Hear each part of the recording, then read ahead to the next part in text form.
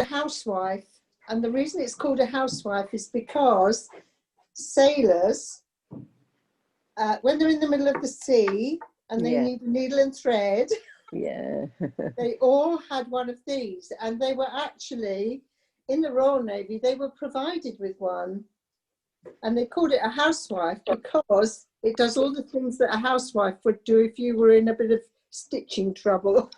So it's got inside it scissors, a stitch ripper, tape measure, spare thread, even a button. And here you've got your pins. Hey, stop messing about with my screen. Your pins and needles here. Ever so simple to make and ever so quick. So what I've got is a piece of fabric, and it's, I don't know how many, there, you see, I need my tape measure already. It's 21.5 centimeters from top to bottom, and the width is 29.25 centimeters. Is that like a standard one you make in, Pam? Yeah, you can make it bigger, you can make it smaller. I mean, I've made really small ones to go in a handbag with nail file and nail scissors and all that kind of thing in. But I've also made bigger ones to keep jewelry in, or makeup brushes, or just, you know, some ladies have lots of lipsticks, which I don't. I just have one. But, you know, some of these young ladies, they do have lots. So you can use this for all sorts of things. It doesn't just have to be for your sewing kit. But I thought, as we're sewing, we might just make one for our sewing kit. I've got a piece of felt, but you can use anything. Here's a piece of inside of a sweatshirt, which is cotton, so it won't make your needles and pins go rusty, which some fabrics will, because they're synthetic. They don't absorb the moisture, they just let it come onto your scissors and things, and it stays there, and it makes things go rusty and rotten. Right, okay. So, sorry, I don't see me. Yeah, I'm just there. Can you see me? Yeah, I can see you. Yeah. Piece of felt and a small piece. Now you can use a piece of cotton fabric. It doesn't have to be felt, but this is another small piece of felt which I'm going to use to put my pins and needles in as a keeper for my pins and needles. You also need a piece of ribbon or a piece of tape long enough to go from one side. I'll see what you're doing, Pam. You see, that's my husband. He's been messing about with my screen. Right, so you need a piece of fabric for your pins and needles, which is this bit, and it'll fold in half like that. Right, okay. And we're going to stitch that there. You also need a piece of tape, or I'm using ribbon, and it'll go from one side there to the edge, up as far as your needle and pins bit. So I'm just going to cut that off, and I'm going to turn under each end before I stitch it in, but I'm not going to stitch it in for a minute, because what we're going to do is we're going to stitch this piece in. So where I folded it down the middle, I'm just going to pin it like this so that I've got something to follow when I stitch it. And I'm going to use this time a running stitch, so it looks like that, you see. Yeah. I'm going to use a running stitch, if I can find needle and thread, and I've got a dark colour, so it will show on this side, but it won't show on the back. Right. Right, and I'm going to start with a double stitch. Coulson said about coming next week, but if you don't want to, that's fine by me. What are you going to do? Sorry. We're making a house. Well, is that somebody else joined us? No? No. So what I'm doing is I'm stitching this piece down the middle. I folded it in half and marked it. Then I put my pins in so that I've got something to follow. So I'm going to stitch from here to here and then back again.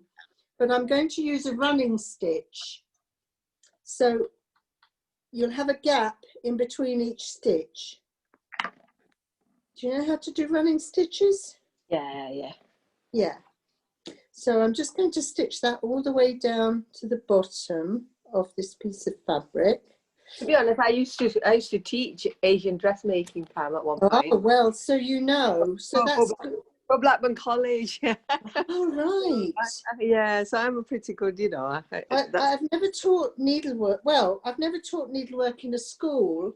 Yeah. I have taught needlework, but mostly dressmaking. Yeah. And I've done a lot, you know, wedding gowns and all sorts of things like that. Yeah. And when you get to the end, yeah, like I stitch all my clothes myself. Yeah. Yeah. Well, I don't stitch everything. Well, quite a lot of things. Yeah. Nowadays, you can get a lot of stuff, can't you, in the shops? So yeah, that's the trouble. But it's so cheap. I mean, really, we're awful because we're a throwaway society, aren't we? That's why I like to recycle. You know, when you do some of the recycle stuff, I really like, because I thought, good idea. Well, so now I'm coming back and I'm stitching in the gaps. So I'm doing a running stitch coming back, but I'm stitching in the gaps that were left when I did the running stitch coming down. Yeah, so it's just in the family. I mean, my grandparents, people were from Birmingham, and they were tailors. Yeah. Her brothers were tailors, and my dad's family were very artistic. They created all sorts of things, you know, and I've done creative cushions with adult learning. You know, I've done So I've done creative cushion, nifty needlework. I used to do with people, you know, in the summer holidays. Yes, and with adults. I've done quite a lot of adult classes. I also have a crochet class in Darwin Market. Of course, we're not allowed to meet at the moment. But I've been teaching crochet, and I have a lovely gentleman who comes. He's Irish, very enthusiastic. His wife knits, so he thought he would come and learn how to crochet. Yeah, knitting, crocheting, all those are the skills that, you know, I learned as a child, and, you know. Yeah, obviously, me too. And one thing I taught myself in the 60s was macrame. Yeah, macrame, I used to do that as well. I love that. So that was quite fashion, wasn't it, at that time? It was very fashionable in the 60s. You had plant hangers and all sorts of stuff. Plant hangers, we didn't have technology, but we had needles, you know, sewing class online. When I started sewing at school, I did O-level and I did A-level, but we were not permitted to use the 1 or 2 electric sewing machines that we had until we were really proficient with the old hand crank sewing machines. Yeah. And I had a treadle as well, which everybody thought was wonderful because I was only 13 or 14, and I was making things on this treadle sewing machine, you know, and you had your 2 hands were free. It was wonderful. So that's for my needles and pins. So I just fold that over now that I've stitched it in. Then I've measured 1/3 of the way down from the top to put my tape on. So I'm using ribbon because I couldn't find any tape. So I'm just going to pin that in position and stitch that. I'm going to stitch that on with a, I'll show you when I've just pinned it into position, with a whipping stitch or a hemming stitch.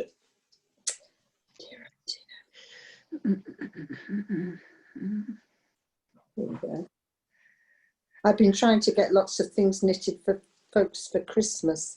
The children always want, you know, can you make the great-grandchildren sweaters, and, you know, so it's been a bit chaotic. So I've pinned that into position across there like that. And I'm just going to stitch either end before I measure where I want my scissors and things to go. So I'm going to use a running stitch, which most of my ladies, I think, not a running stitch, a hemming stitch, which most of the ladies who've been coming, I wonder if they got bored or whether they're poorly or whether they just can't be bothered. I don't know, Pam. I just thought, well, I've started it. I better carry on because I just feel like I don't like leaving people. Well, you know, personally, it's like I just think it's just a short day, and there's so many things to because like I'm a full-time carer for my husband, and then my son has got learning disability. yes. So, and I used to work up to a point. Obviously, Mind you, having said that, Farida, retirement, this is really a nice break from that, isn't it? yeah. I know it's an hour. I mean, it's an hour and a half. We don't have to take an hour and a half, but it just makes a little bit of difference to a day. I think if you're doing something that doesn't involve caring for someone. Sleep while I'm on here. Give me a break. Just give you a break. Is that you, Linda? It is. I'm trying to get him to go to bed for an hour. Oh, hi, sweetheart. How are you? It's been a horrible 6 months. Oh, hasn't Well, it? I've been in hospital. Oh, no. And my brother, my auntie, and my son-in-law all died. Oh, God, Linda, I'm so sorry. So, and I'm waiting for a phone call about my husband this afternoon because I've rung the doctor about his dementia. Yeah. I'm waiting for a call from there. Right. But it'll be after 2:30, so I can stay here for this length of time. Yeah, well, we're just making something to keep all our kit in. I'll show you. Did you see it? Oh, it looks lovely. Yeah. And you just roll it up and tie it with your ribbon, and you can, you know, it's easy to carry. Pop it into a drawer, and it's there when you need it. You don't have to run around looking for a pair of scissors. They're there. Right. Colin? Please. It is Colin, isn't it? Is your husband called Colin? No, he's called David. David. Oh, I don't know who I'm getting muddled up with. David, go and have a rest. There you are, you've been told. It'll be good for you to go and have a rest, sweetheart. We'll talk to you when you wake up. And then you can come and see me as soon as we can get the clock. Go for a rest. All right. All right, sweetheart. We'll see you when you wake up. Yeah. Is he gone? Well, it takes him ages. Oh, that's all right. Yeah. Actually, I like hand sewing, I must admit. It does. Yeah. You know, hand sewing machine is quick, but when you're doing small projects like this, sometimes it's nice just to get the needle and thread out, isn't it? Yeah. I don't know if you can see, I've got a piece of felt, Linda. Yeah. Farida's here somewhere. I'm here. Yeah, she's still there. And I stitched a little, like a book shape piece in. That's where our pins and needles will go. And now I'm just stitching a ribbon across here so that we can make the pockets for our scissors and our tape measures and our bits and bobs. Yeah, that's brilliant. Okay. Yeah. So that's what we're doing today. Next week, Linda. Yeah. If you're able to come on. Yeah. We're going to make a pair of slippers or slipper boots out of 2 sleeves of an old sweater. Oh, that's handy. Well, I've made one just so that I can show you. It's not finished. No. But if you want to have a look to see, you know, what it's going to look like, then if you think, oh, I don't want to make that, you don't have to join the Zoom class. No, I would have joined earlier, but I was having trouble getting on the Zoom. I'm not very good with technology. So neither am I, Linda. Yeah. So don't worry about that. Can you see me? Yes, I can. All right, sweetheart. Are you going to come back to the class when we start again? I would like to. Yes, I would. Yeah, it'll be nice. I did see you on the sing-along the other night. Oh, yes. You and David. Yeah, you did, yes. Yeah. So I've secured that both ends, just with a little hemming stitch like that. Now I'm going to take my scissors. I've got another pair here, and I'm going to just put them in here like this. Yeah. And then I'm going to put a pin there so that I know where to sew. Yes. That will be the little pocket where my scissors sit. Do you see? Yes. Like that. And I was just explaining to Farida, Yep. I don't know if you're familiar with the term, but this is called a housewife. All And right. all sailors were issued, well, Royal Naval sailors were issued with Yes. one of these, because when they were in the middle of the ocean, if they lost a button or They'd had to do it themselves. tore something, yeah, Mm. and the kit was there for them. Well, I Needles, knew they did that, but I didn't know it was called a housewife. yeah, It makes because sense. yes, I mean, in those days, the housewife did it all, didn't she? Yeah. But Yeah. if you're in the middle of the ocean, she's not there to do it. Yeah. So, and I'm just securing that with a little back stitch because it's quite strong, the back Yes. stitch. Mm. And that's my first little pocket where I'm going to put my scissors, Mm. like so. Mm. Start with a double stitch and end with a double stitch. Mm. So Pam, you live in a bit of a room, aren't you, for your scissors to go through? Is that what you? Sorry? You've left a little gap for your scissors to go Yeah. through. Yeah, I'll yeah, show you. Like yeah, this, like Mm. that. Yeah. yeah. I thought so. Yeah, that's Yeah. fine. Mm. And then next I'm going to make another little pocket for my tape measure. So I'll take my tape measure and I'll just fold it over my hand like this, because when it's folded it's quite thick, so you have to allow enough in your pocket Yes. to take that extra thickness, Yes. like so.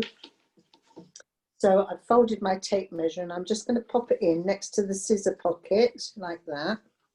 It wants to be fairly close fitting, but not so close that you can't get your tape measure in. Yeah. And then we put a pin to mark the spot. Mm. And then again, we're just going to use a back stitch to secure that. So when were you teaching at Blackburn College then, Farida? About 7, 8 years ago, 9, maybe 9, because I've sort of had to take early retirement 5 years ago because my husband was poor. Yeah.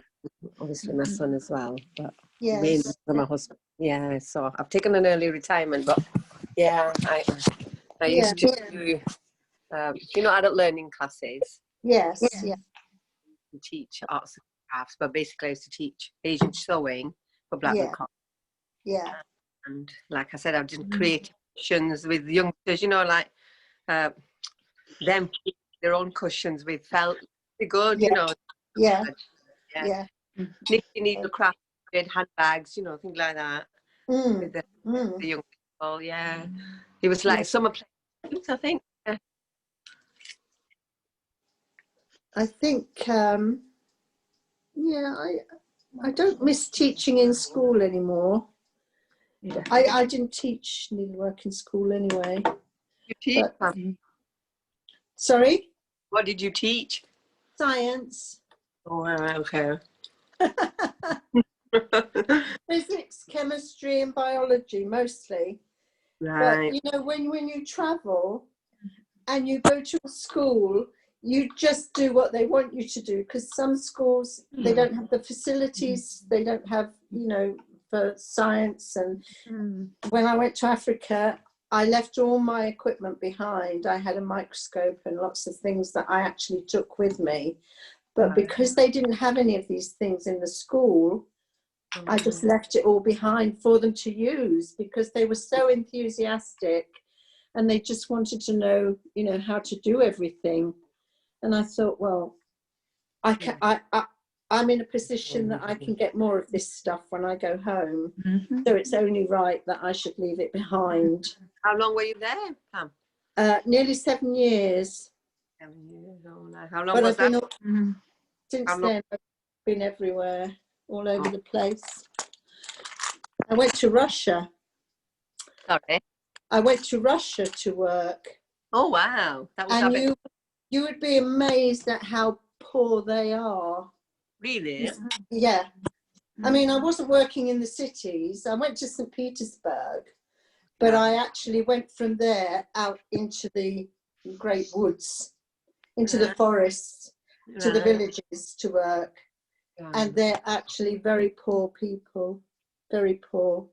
So now I've taken this is my stitch ripper. Okay. Yeah. And I'm just making a little pocket for that to go in there, like so. Okay.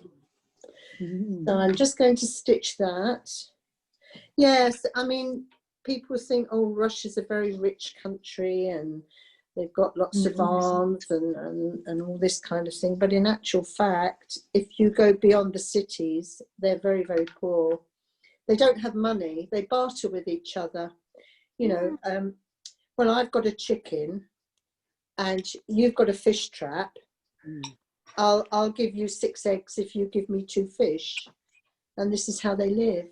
That's quite primitive, isn't it? Yeah, well, it works.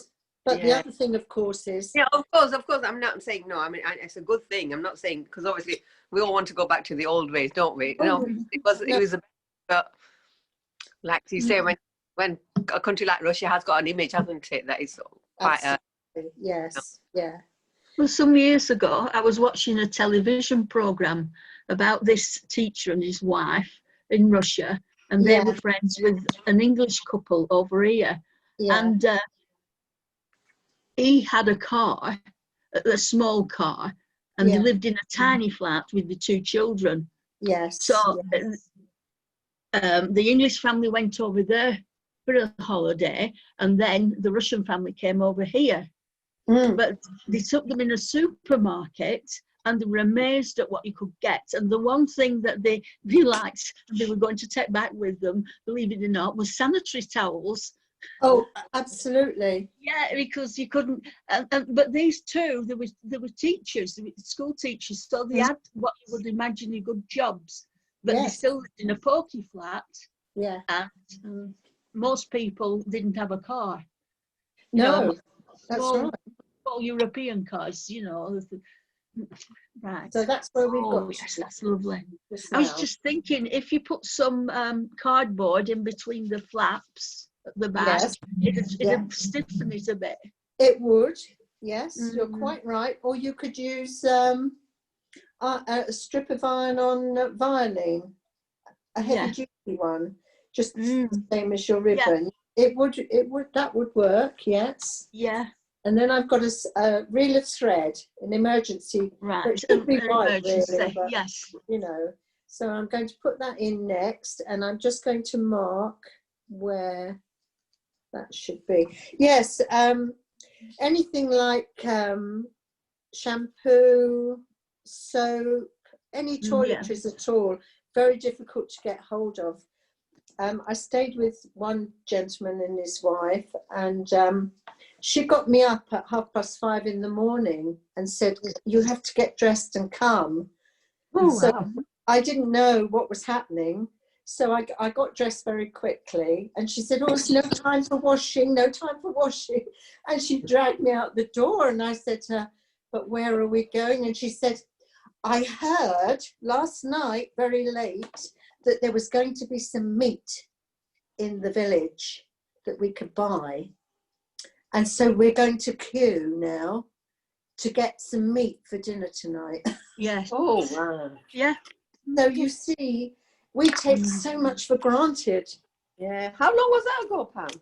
Oh, it was quite that back in the 90s. That was quite a long time ago. But maybe they moved on to it. Yeah, well, I don't know, because I still have friends that I'm in contact with, right, and they still find it very hard. Are they Russian? Yeah. Yes. Yeah. Yeah. They still find it quite hard. They would love to leave and you know, live in a European country, but it's just not possible. You know, they can't save enough money, or they just don't have the money. You know, so we take so much for granted in this country. That's the trouble. I think we do. Yeah. We don't appreciate what we've got, do we? No. We really don't. I mean, just a needle and a pin, really. I had a bad asthma attack when I was the second time that I went, and there were 2 young doctors living in the village, and they've got a baby, and they had nothing to treat me with. Oh dear. My bag, my rucksack, was still in St. Petersburg waiting for transporting to where I was staying. And they said, we haven't got anything to treat you with except herbs. And they were both medical doctors. They'd been to university and done all their training and everything. And so they infused these herbs in hot water and put my head over a bowl with this herbal stuff. It was, I have to admit, it was very good. But of course, you know, it would have been so quick if I'd have had my inhaler. It just didn't occur to me, you know, that I was going to have a asthma attack. That's what my grandma used to do. If you were ill or had a bad chest, stick your head over a bowl and a towel over your head. Yeah, absolutely. That was the old way. And it worked. And in fact, I have some mental crystals. Yes. Those are good. Yeah. So that's my little pocket for my cotton there. Okay.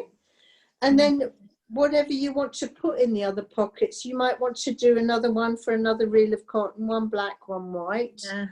That annoys me when you buy cotton reels in a pack and you open them and you can't get the thread off. Yeah, what do you do then? You know, it's so terrible. Use a pin.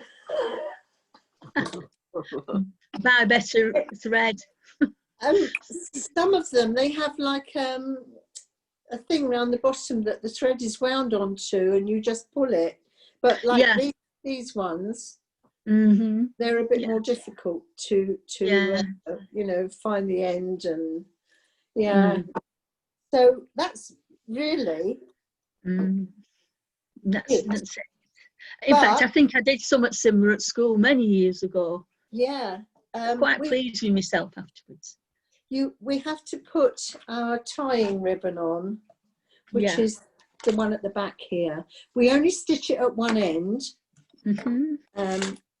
So I'm going to cut a piece that's sort of 1.5 to 2, about 1.5 lengths. And then I'm going to fold it in half. I'm going to cut the ends so that they don't fray. So I'm just going to bend them over like that in half and just cut down there like that. And then we have a, it won't fray. Then I'm going to find the middle. You want the end where your needles and pins are going to be. So it's this end. Yes. Okay. And we're going to attach our ribbon on that end. So fold your ribbon in half and find the center. And then pin it in place like that. And then we're just going to do a back stitch all the way down to hold it in place. So you start with a double stitch like so. Did you either of you see my my video on how to make the face mask? No, I don't think I did. No. Well, it was a video that I think it was Coulson who did it.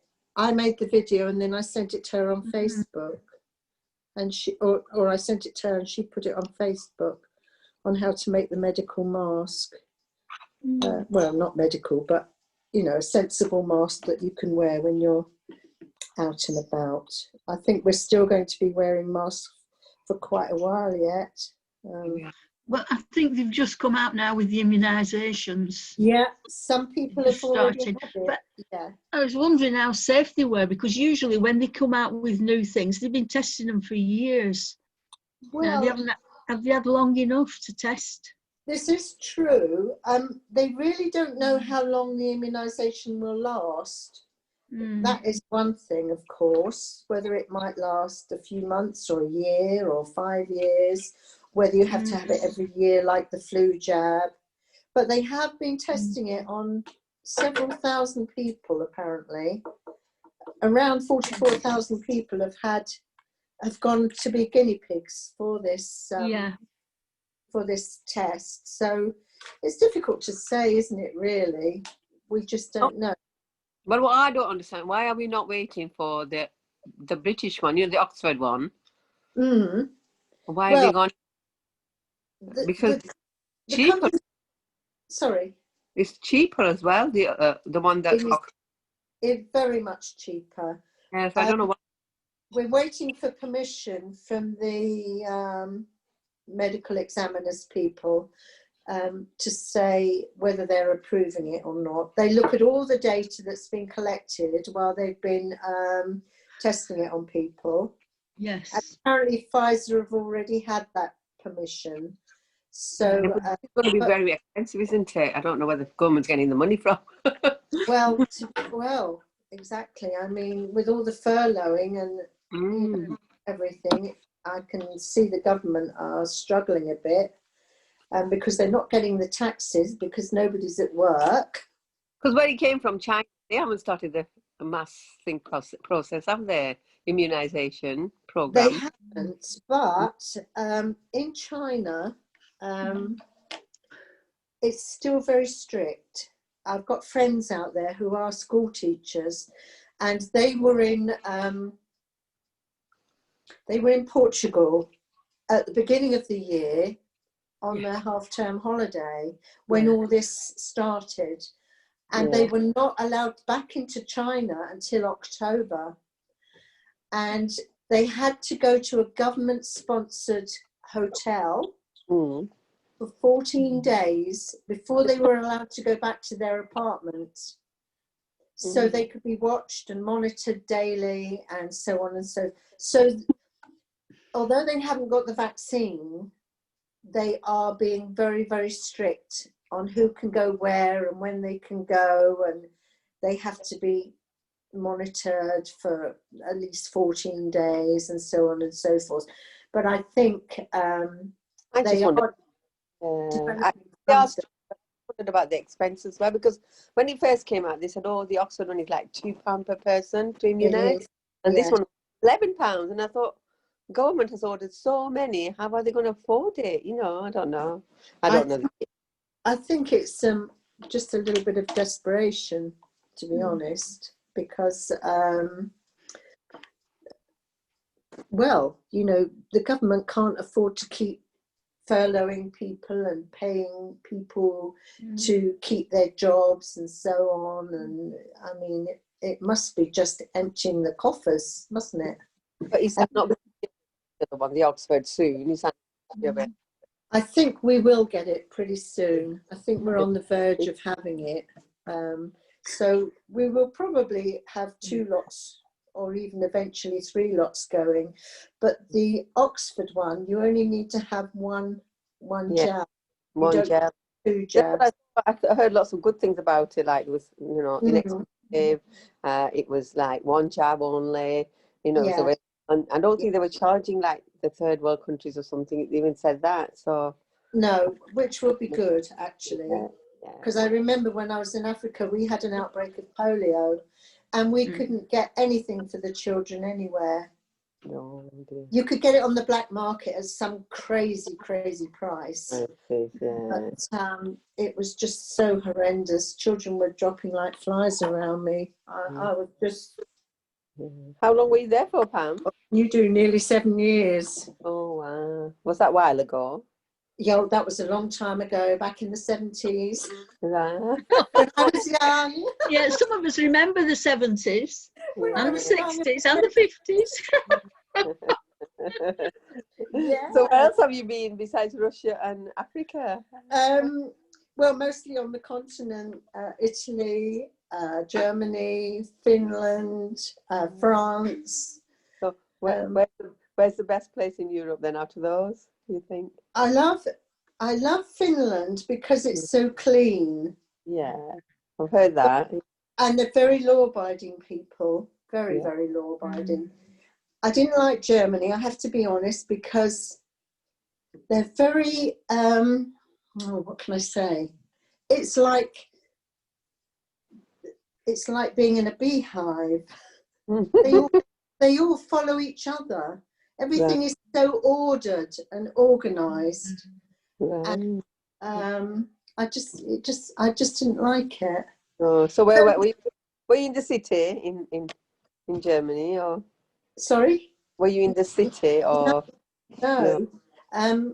We lived on a marina on the edge of the River Ems, which is quite a long way from, well, it's a good 3 hours drive from Berlin, which was our next biggest city, unless we went into Holland, because we were on the borders of Holland. And you could go into Holland, and it was only about an hour's drive.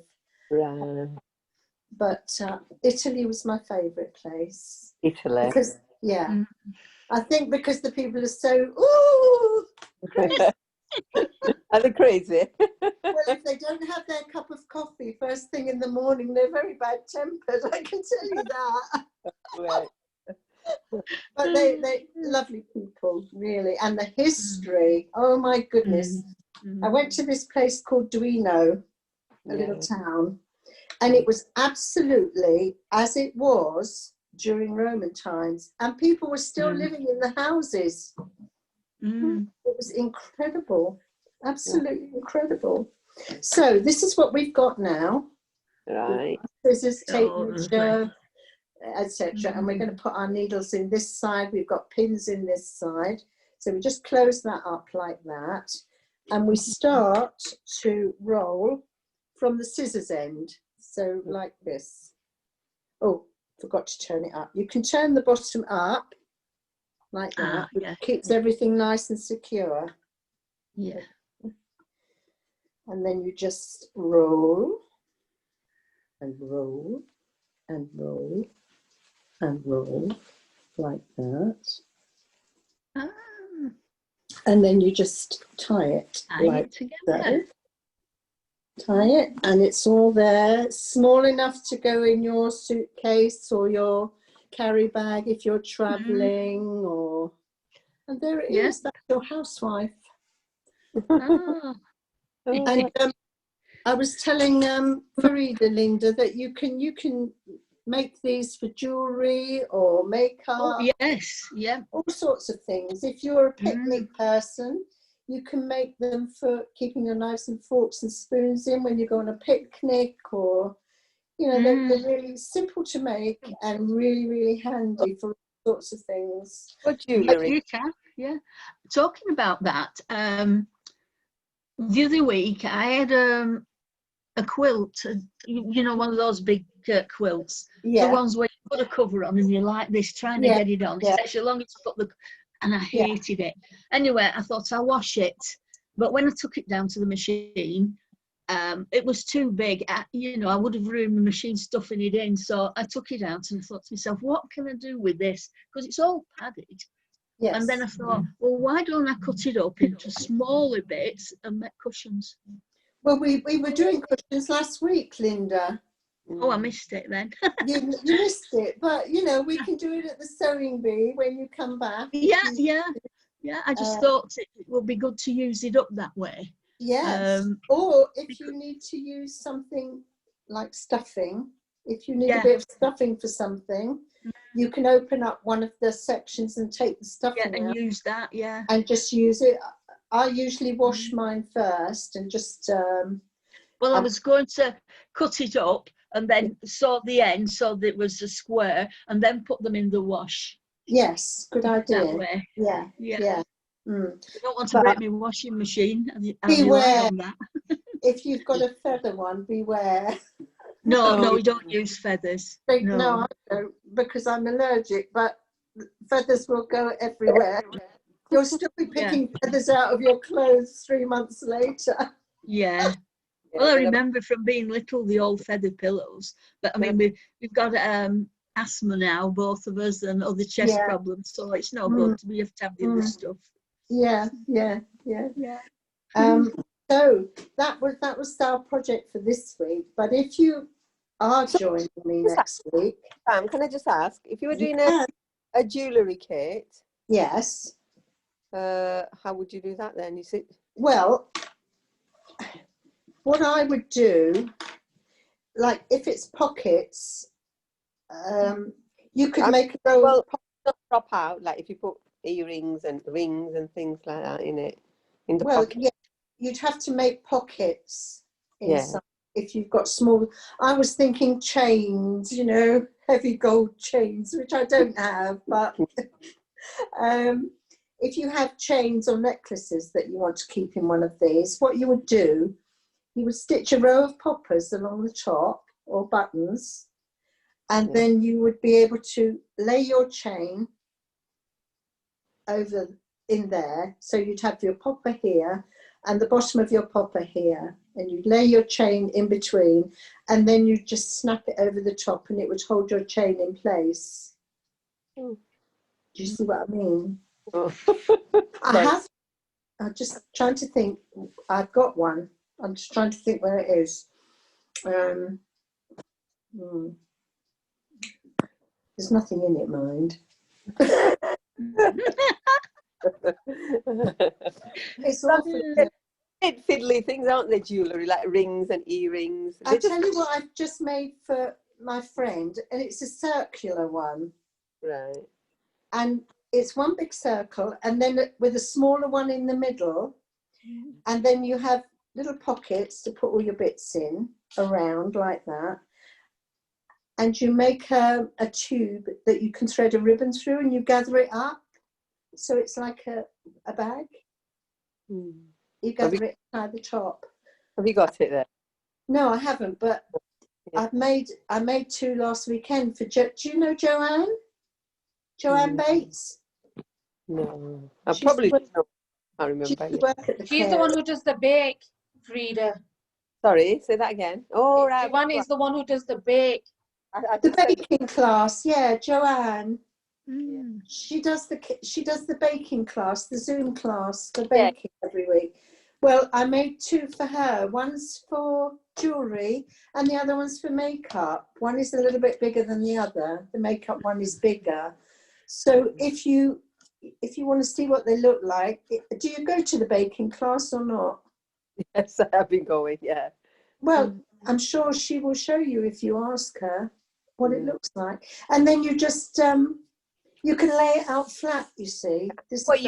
I'm just thinking the practical side of that thing being kept in rather than falling out, you know. Well, they wouldn't, because you draw the ribbons up and it's tight at the top.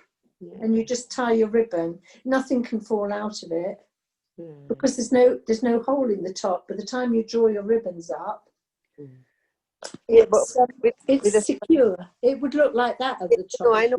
I understand that. Yeah, I know what you mean. So nothing can come out of there. But I used a 15-inch circle for the outer one. I cut two, stitched all the way around the outside, and then turned it in the outside and just over sewed where the little hole was for me to turn it inside out.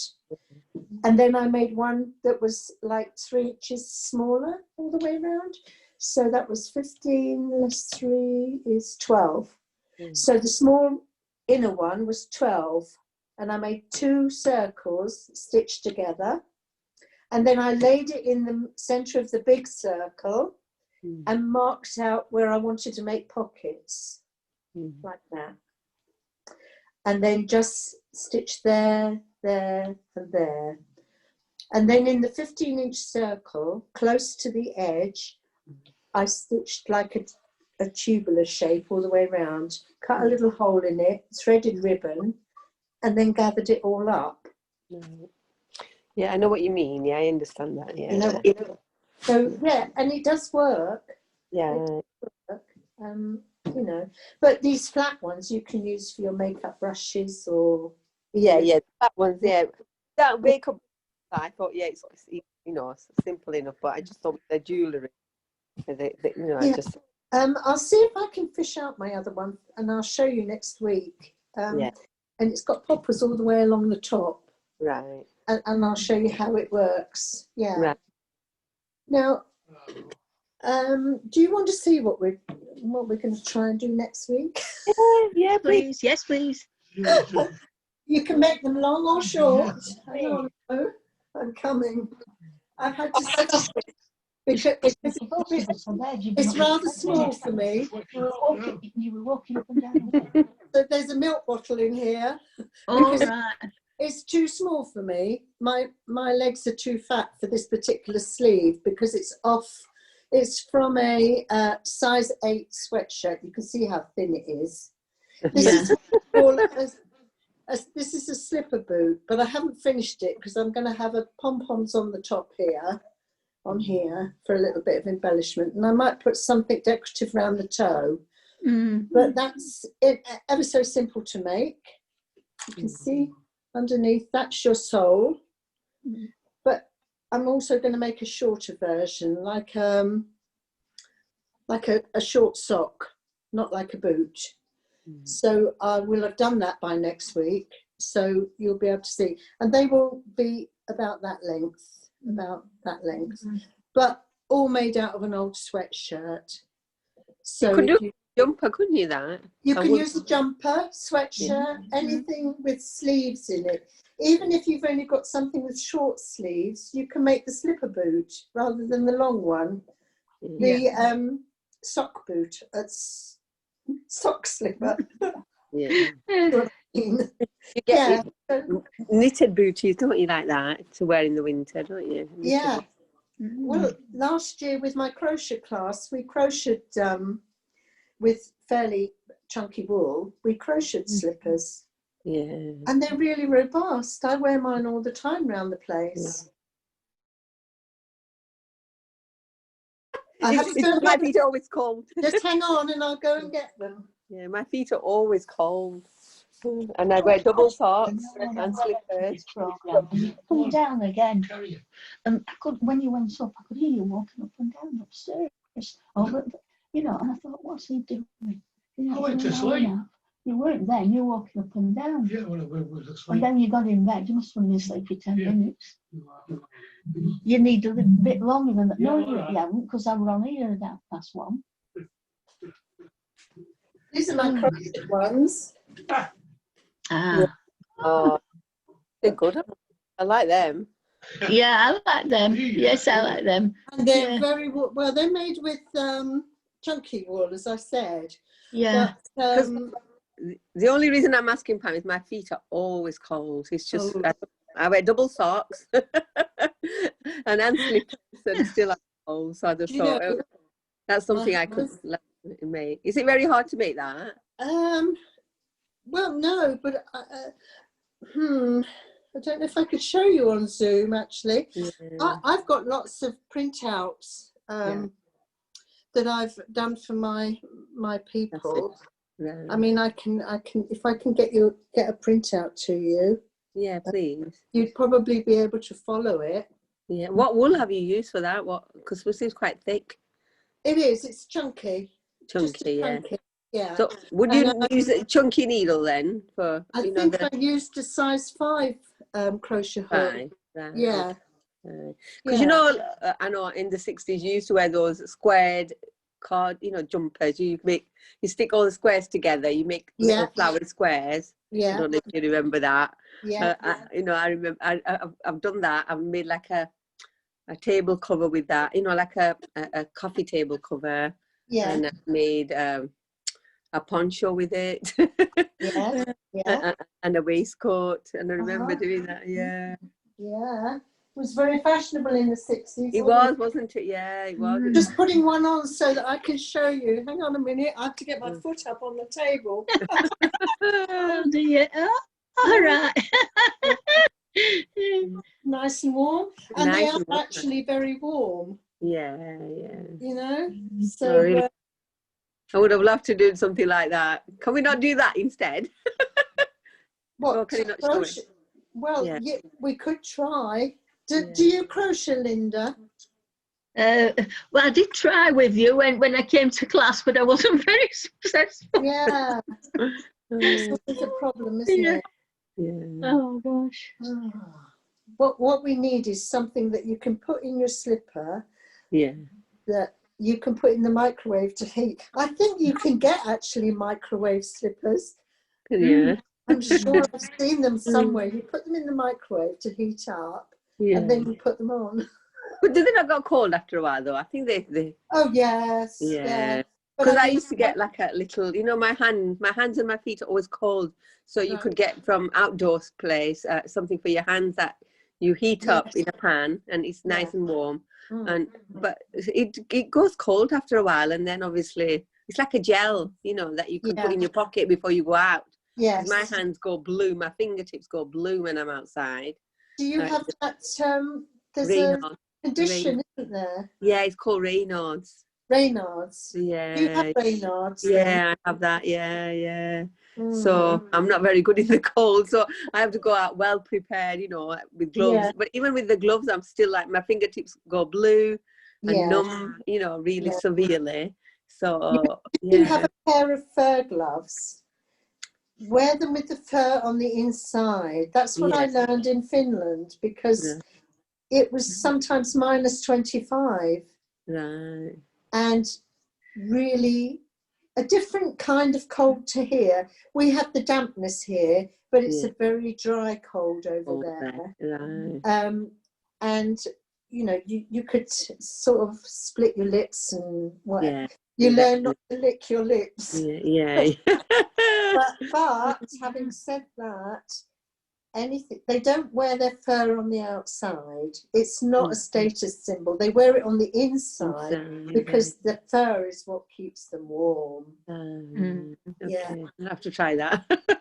Well, I mean, you could, if you could find an old fur coat or jacket or gilet or something in a shop, you could try cutting it up, and it's difficult to stitch if it's real fur because it's leather on the inside. But if you could do it with a blanket stitch or something like that, and I'm sure that would work. So a furry blanket would do, wouldn't they, if you do that with it? Yeah. They had a furry blanket. Yes, yeah. Just make sure that when you make your slipper or whatever, that the fur's on the inside. Yeah. I mean, I could try and show you, but I don't think it would be very good on Zoom, to be honest. No. I don't know. Maybe you can pass me the handout with custom or somebody. I will. Yeah, I will try. If you can. If you can't, it doesn't matter. I'm not in a rush to make it, but because I do. I mean, I make do with what I've got. Like I'll pay to, and I think a couple of times my daughter's bought me some knitted ones. You know, hand knitted. So I don't think you can get them very readily in shops. I think she'd get somebody to make it for her. Yes, yeah. But it's just nice, like I said, to make it yourself, isn't it? It is. I think actually you can. Somebody's at the door. Sorry, Pam. Going to the door. No, it's all right. Has David gone for his nap, Linda? He did, but he's come back down. Oh, right. He was only away 10 minutes. That's all right. So, in doing this class, I was surprised that you didn't join us to begin with, because I did say to Courtney, who came to the class, and I said, well, John and Linda, and there was Joanne, and was it Helen, the little lady? Maybe. And Elizabeth. Yeah. Well, but none of them have come on to the Zoom class. It might be that they don't have the technology. You know. No, I do struggle with anything like this. I can manage it, but I'll get it wrong a few times before. Well, I've got my husband here, and he's well, there you go. with technology, so he, if I'm stuck. What does your husband do, Pam? Is he He's retired now. Well, he does lecture in medieval history at Gloucester University. Oh, gosh. But before that, he was building cruise ships. Oh, right. Because you know, when you said you've travelled a lot, I just thought you might be a teacher as well. Well, when I was in Africa, I was on my own. I wasn't with my husband then. But a lot of the places, I went to Russia on my own because my husband was living in Finland then, working. So it was I just got on a bus and went to St. Petersburg from Finland. It's about 7 hours on a coach. Right. To get, but it's quite difficult to get. Well, it was then. It's not so difficult now, I don't think, but I don't know. Getting a visa, and they want to know where you're going and who you're staying with and what you're going to be doing, and you know, you're not a spy. all your qualifications, and you know, I'm not a spy. No, I was going to say, is that what they want to know? Yeah, I did actually I went to one town, what's it called, Petrozavodsk, and I wasn't supposed to be there because even the local people have to have permission to leave and to come back. Oh dear. Because they make armaments there. Right. And so I went in with another Russian teacher. And he had to do all the talking and, you know, filling in all the forms and everything. And I was staying, believe this or not, in a hostel for school teachers. Only for school teachers, because they had to stay there. Once they were there, they weren't allowed to leave. So they had to build hostels for school teachers and some of the other workers. And most of the ladies were not married for obvious reasons. And there was another hostel just down the road, but that was for the gentlemen teachers. Never the twain shall meet. No. Oh, it was awful though, because you had to have permission to have a shower. You couldn't just go and turn on a tap and all that. And you had to go and ask, and then this concierge, I suppose you could, caretaker, would come along with this huge bunch of keys. She'd let you into this washroom, and then there'd be a special thing for turning on. The taps didn't have, like, you know, you couldn't just turn the taps on, and you were only allowed a certain amount of water. It was regulated, and it was quite smelly, I can assure you. We were all quite smelly. It's quite strict, isn't it? It was then. I don't know what it's like. Yeah. But then it was, yeah. Oh. But it's quite nice. Nice. It was quite an experience, you know. When I first arrived in St. Petersburg, I'd never been to Russia before, and I went to St. Petersburg, and I was met by a school teacher who took me to a hotel, but it was a cheap place because it was only for locals. And so there were lots of questions. Why was I staying there, etc., etc. And he said, well, because she's voluntary working. She's given all her money to bringing in books and pens and pencils for the school. So she doesn't have money to go and stay in a tourist hotel. Okay. So anyway, I'm not saying, I had a nice little room. The balcony was falling off, but everything was really clean. I mean, the sheets were really, really white and clean, and it was steaming hot. Anyway, the school teacher had said to me, it'll be all right if you want to go and have a wander around later. You'll be okay on your own. You have to leave everything at the hotel. Don't take any money or anything with you. I said, well, they've got everything that's of any value is in the hotel safe anyway. You have to give up your passport and your visa and everything, really. So anyway, I decided this night I'm going for a walk. I just have a quick look around because I knew I wasn't going to be in St. Petersburg for very long. So I'm walking up this road, and all of a sudden I heard such a noise, shouting and banging and crashing. And I sort of thought, oh, what's that? Before I could turn round, this man had got me. It's all about power and gain.